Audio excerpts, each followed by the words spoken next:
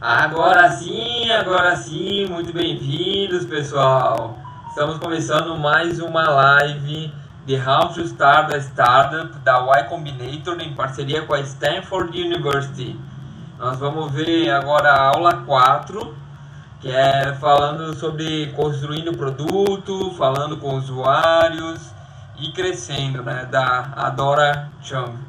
Então, já é a terceira vez que nós estamos vendo essa série de aulas, né? São 20 aulas da YCombinator. Todo dia, às 6 horas, nós vamos estar vendo essas aulas, né? E convido você para participar, que vai valer a pena. Tenho certeza que você vai passar a aprender mais sobre startup comigo, vendo o vídeo junto comigo, enquanto eu compartilho minha experiência, minha visão. E vou mostrando para vocês tudo sobre o que eu conheço sobre o assunto.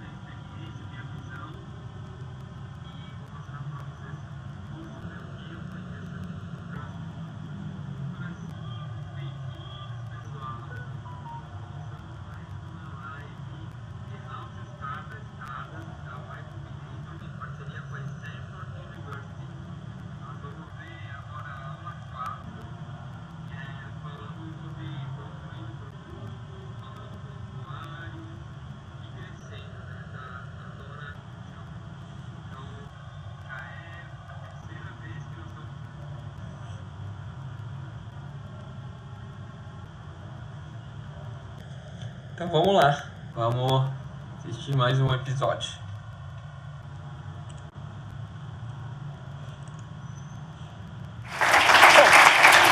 Thanks for having me. So today I am going to be talking about how to go from 0 users to many users. I'm just assuming that you have many great ideas in your head at this moment, and you're kind of thinking about what the next step is. So I wrote this up early this morning, and a lot of this is based off of mistakes I've made in the past.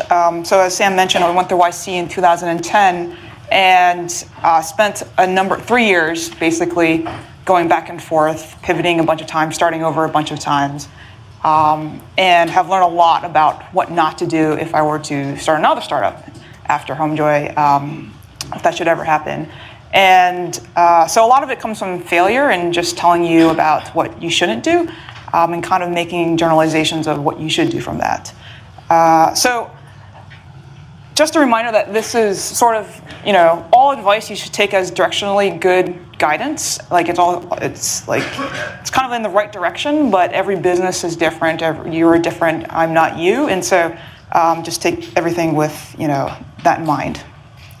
So since this is a college course, when you start a startup, you should basically have lots of time on your hand to concentrate on the startup. And I'm not saying you should, quit school or you should quit work. What I'm saying is you should have a lot of time, compressed time in a row, really dedicated to immersing yourself in the idea and developing problems or developing the solutions to the problem you're trying to solve. So for example, if you're in school, it's better to have 1 or 2 days straight per week on working on your idea versus, spending 2 hours here and there every single day during the course of the week. It's sort of like, I think this is engineering class, so it's sort of like coding. Like there's a lot of context switching and just being able to really focus, really focus and immerse yourself is very, very important. So like I said, I sort of first, when I wrote this up, was thinking, what is what are the things that some people do or most people do that is not the correct way to do a startup? And sort of the novice approach, I think, is what you see up here, which is, I have this really great idea. I don't want to tell anyone about it. I'm going to build. I'm going to maybe tell one or two people, and then I'm going to launch it on, I'm going to launch it on TechCrunch or somewhere like that. Then I'm going to get lots of users. But what really happens is because you did not get a lot of that feedback and stuff like that, maybe you get a lot of people to your site, but no one sticks around because you didn't get that initial user feedback. And then, if lucky enough you have some money in the bank, you might go buy some users, but sort of it just whittles out over time and you just give up. And it's a sort of a vicious cycle. And, I actually did this once, and I did this while I was in YC, and that was, when I went through YC, I didn't even launch a product. I didn't even launch on TechCrunch, which is the thing that you should definitely do. And so you don't want to ever get into that cycle because... Legal aqui o que ela falou, né? Sobre a versão noob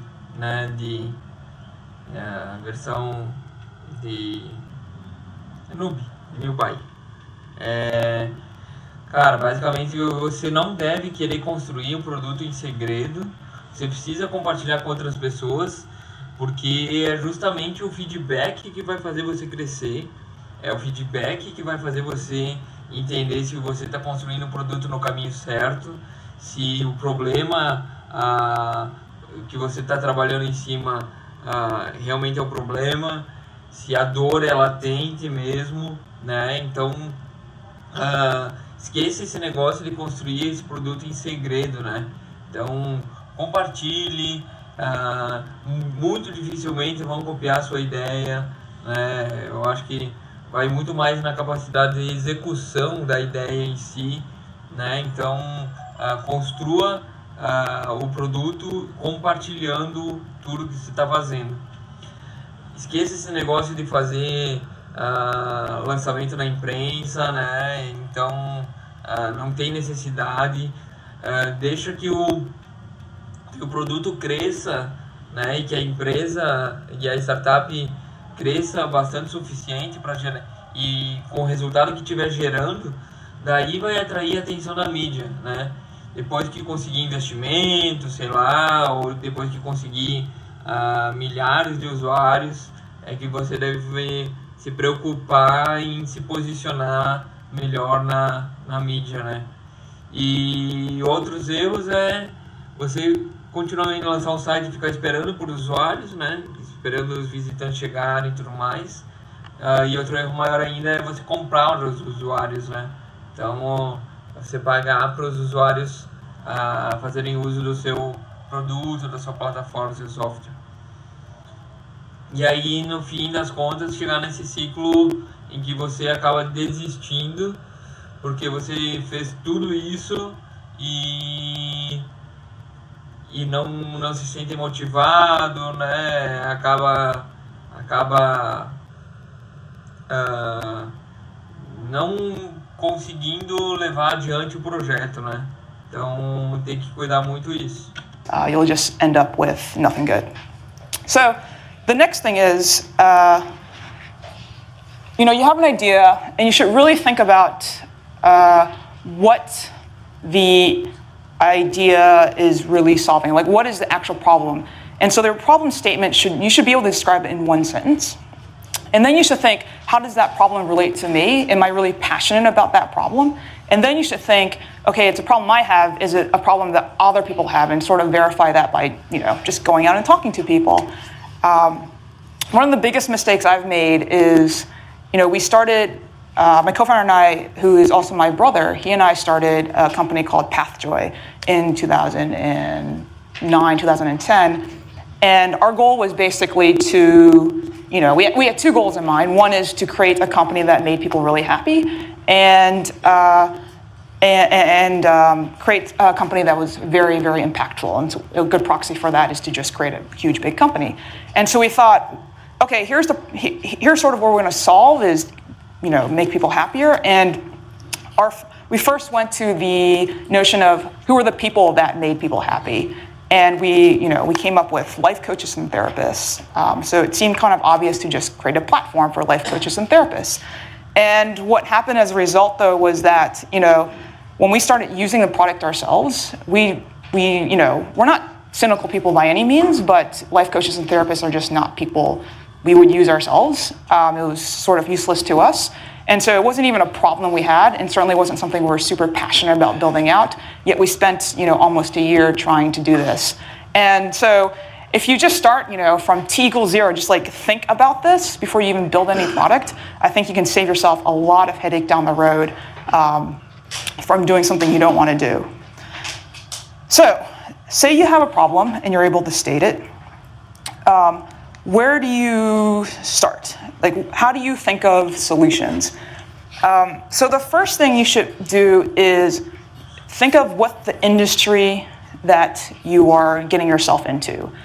Whether it's big, whether it's huge, you should really immerse yourself in that industry. And there's a number of ways to do this. One is, to really become a cog in that industry for a little bit.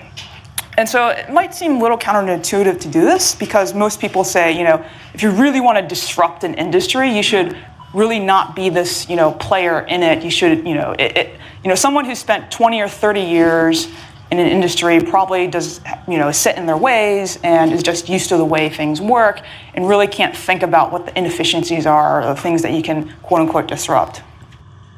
É legal isso aqui que ela falou, né? Justamente você se tornar um expert referente à sua ideia, né? Então, entender do problema que você está tratando, entender da dor que você está resolvendo, entender quem são os clientes, qual é o seu ICP, né? Buscar entender qual que é o segmento de consumo, né? E entender se você consegue fazer esse storyboard da user experience, né?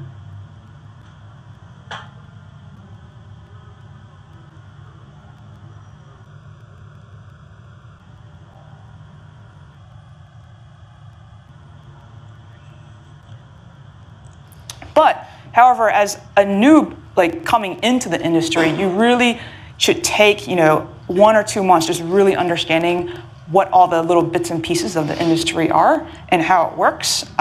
Because it's when you get into the details, that's when you start seeing things you can exploit, things you can really, things that are really, really inefficient and provide, huge overhead costs that you can cut down.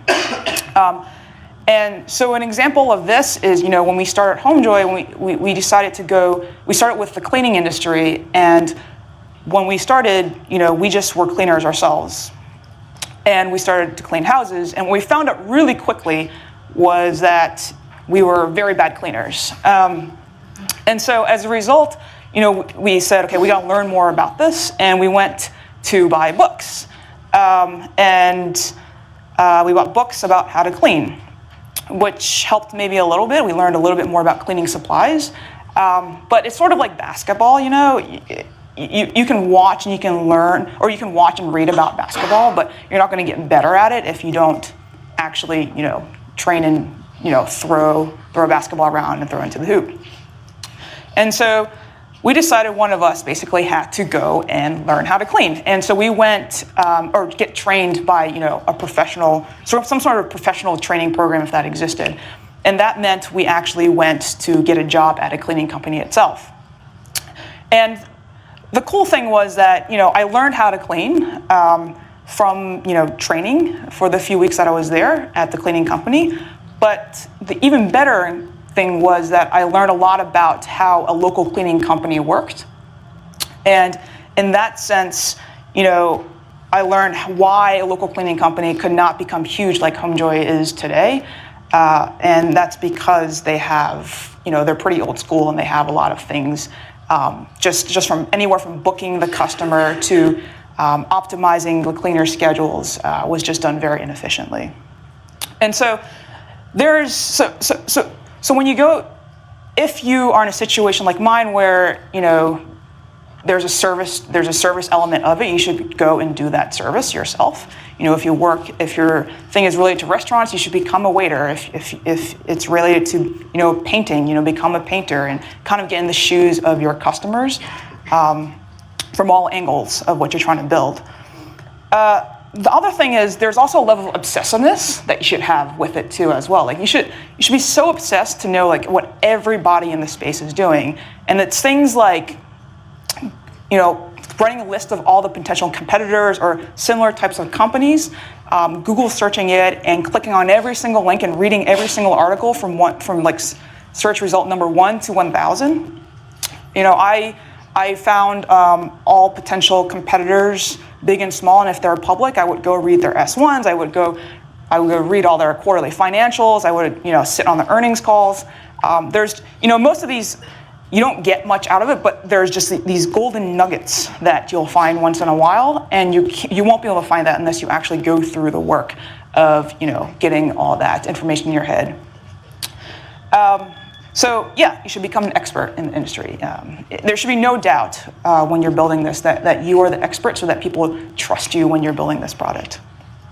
The second thing is identifying customer segments. So ideally, at the end of the day, in the end game, you've built a product or a business that everybody in the world is using. But realistically, like in the beginning, you kind of want to corner off a certain part of the customer base so that you can really optimize for them. And that's just, it's just about a matter of focus and a matter of, just, catering towards whether it's teenage girls or whether it's, soccer moms. You'll just be able to, like I said, focus a lot on their needs.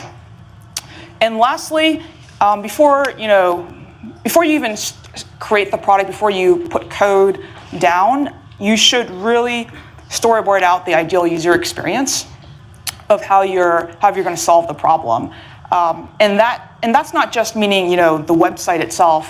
It's meaning, how does the customer find out about you, whether it's, it could be through an ad or through word of mouth or whatever. So they find out about you, they come to your site, they learn more about you. What's all that text say? What are you communicating to them?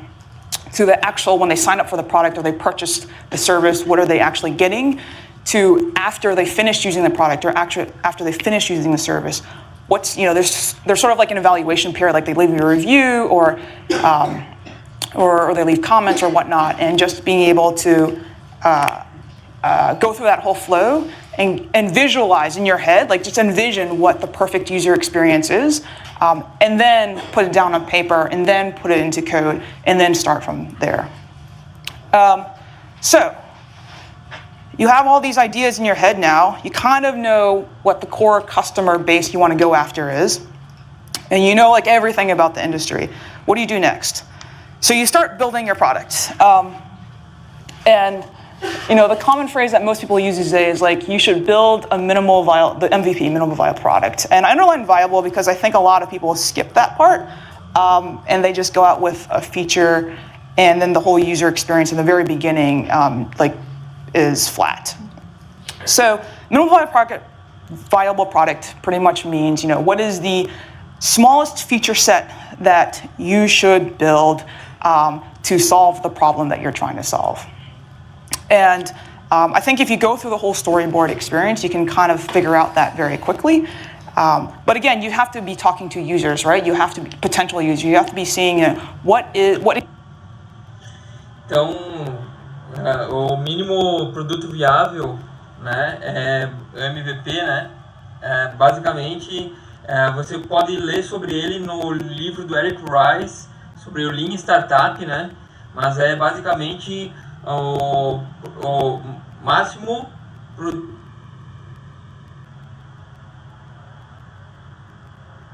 errou.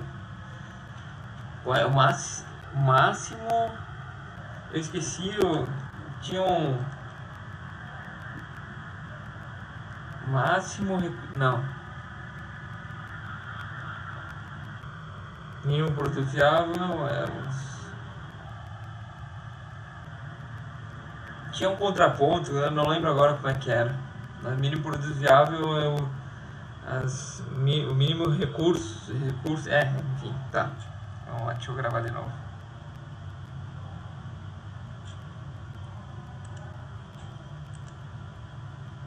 Experience in the very beginning is flat.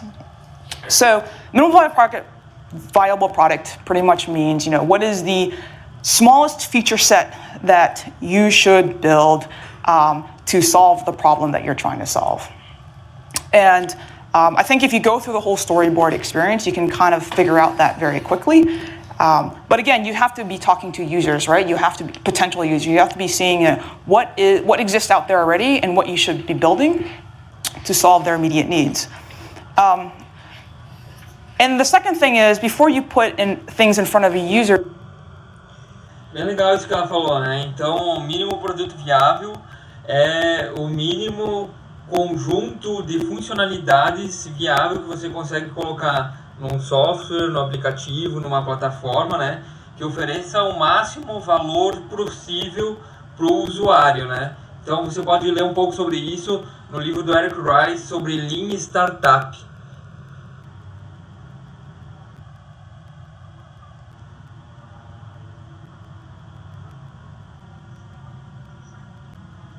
You should really have your product, a simple, product positioning down.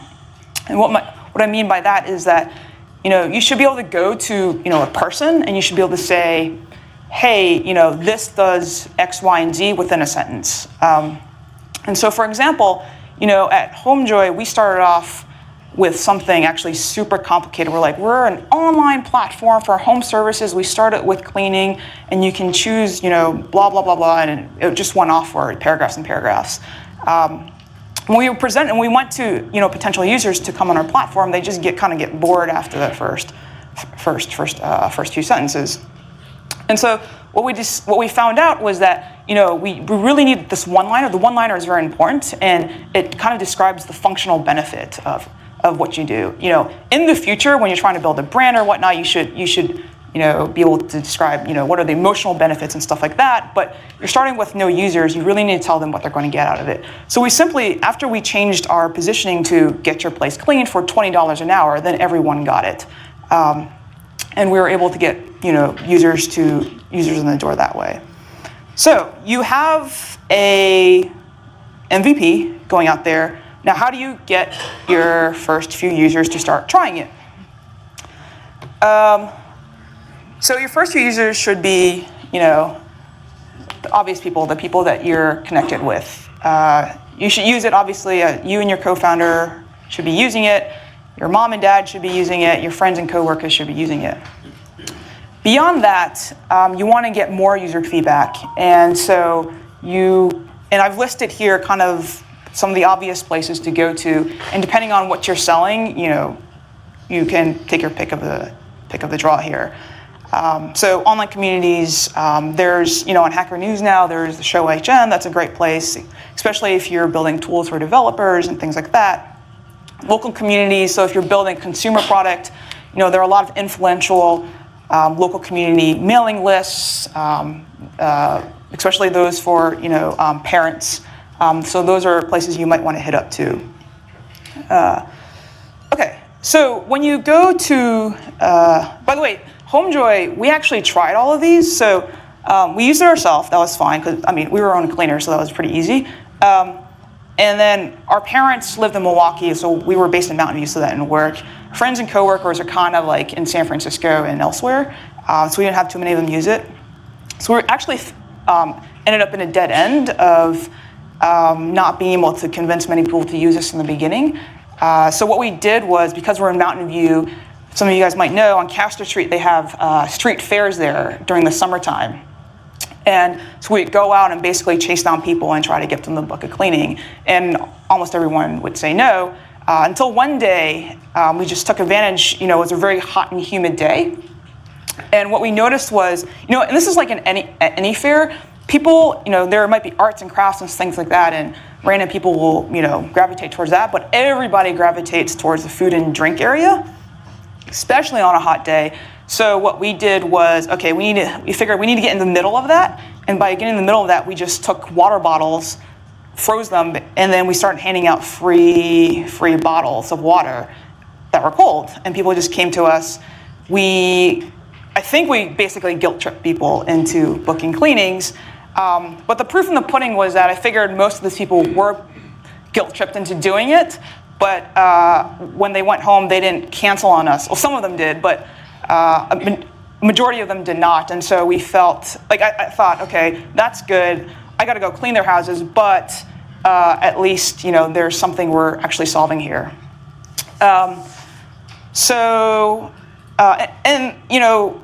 don't suggest. I think showing up to fairs, or I know another startup in the last batch. I forgot their name right now, but they showed up. They were selling shipping type products, or trying to replace shipping products, or the concept of mailing stuff.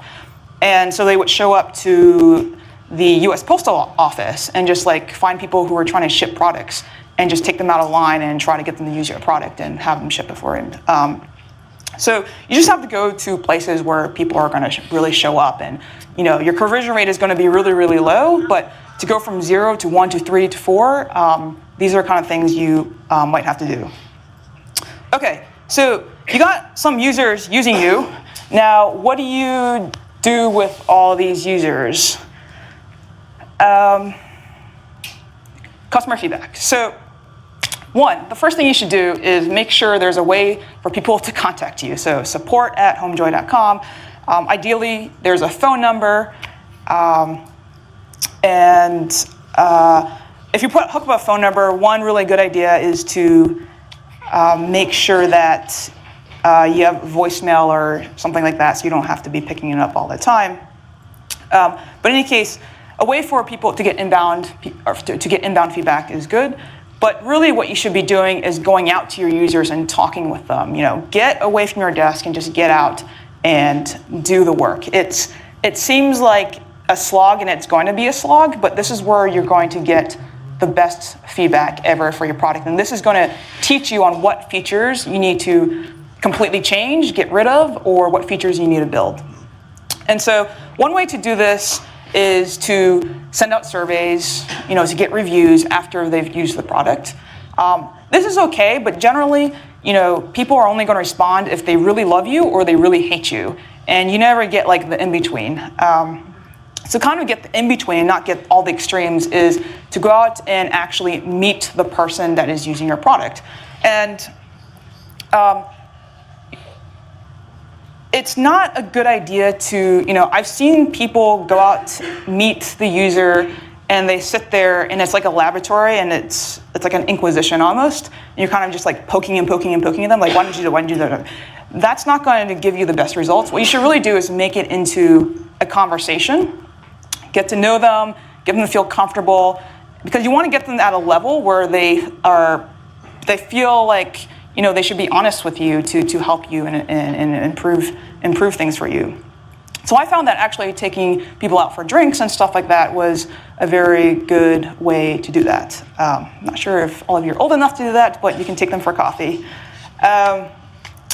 So another thing you should be tracking is how are you doing in general from like the macro perspective?